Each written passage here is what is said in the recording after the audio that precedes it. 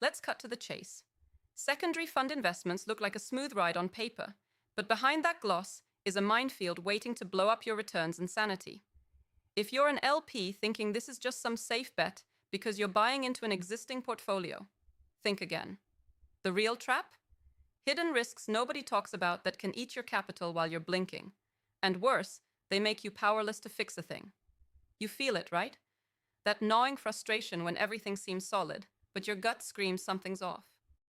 That rage bubbling up because you're stuck, watching your investment move slow as molasses while fees drip like blood from a fresh wound. It's maddening, and it's way too common.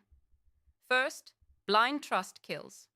You think secondary funds give you the clarity of the portfolio, so you skip the deep dive. That's where the wolves are. You must push to see real asset-level detail, not just glossy summaries.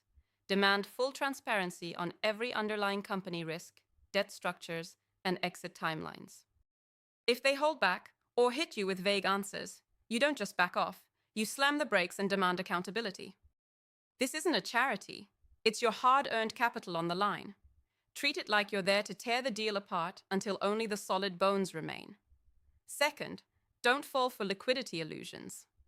Secondary funds promise faster cash outs than primaries, but the real world is brutal.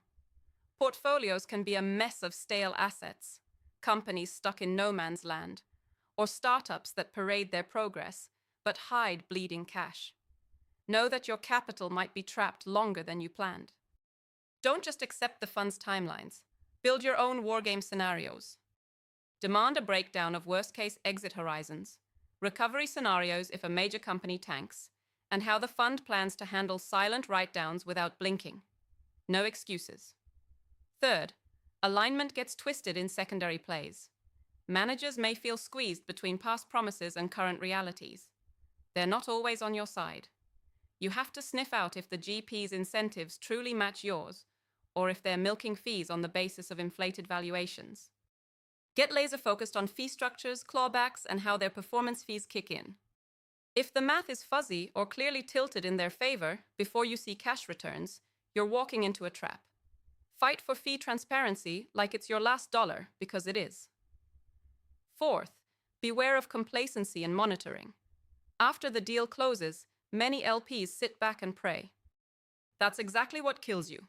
Instead, get ruthless in ongoing diligence. Insist on regular, detailed reporting, monthly if possible. Push your fund managers to spill everything, no sugarcoating. And here's the real edge. Build your own data tracking outside the fund's updates.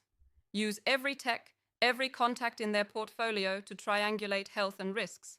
If you can't see the cracks forming early, you're already too late. Lastly, diversity in the portfolio matters more than ever, but don't settle for generic diversification. You want to see real risk balancing by sector, by geography, by growth stage, and by control level. Secondary funds often dump everything together, hoping the mix buffs risk. Demand proof it actually does. And don't just rely on their story, dig into the numbers, and if it's weak, push hard for restructuring. Your money deserves more than a tossed salad of ill-fitting assets. This game is brutal because secondary funds can feel like a shortcut, but shortcuts can lead straight into traps. The solution? Stop being a passive passenger. Be the driver who demands full visibility, forces transparency, cripples misalignments, fights for your liquidity, and monitors like your capital depends on it, because it does. Remember, comfortable trust is how you get burned. Real LP power comes from brutal, relentless scrutiny. Do this, or accept the frustration and slow bleed of your capital, and deep down, you already know which path leads where. Subscribe to our YouTube channel and visit the featured link to discover more.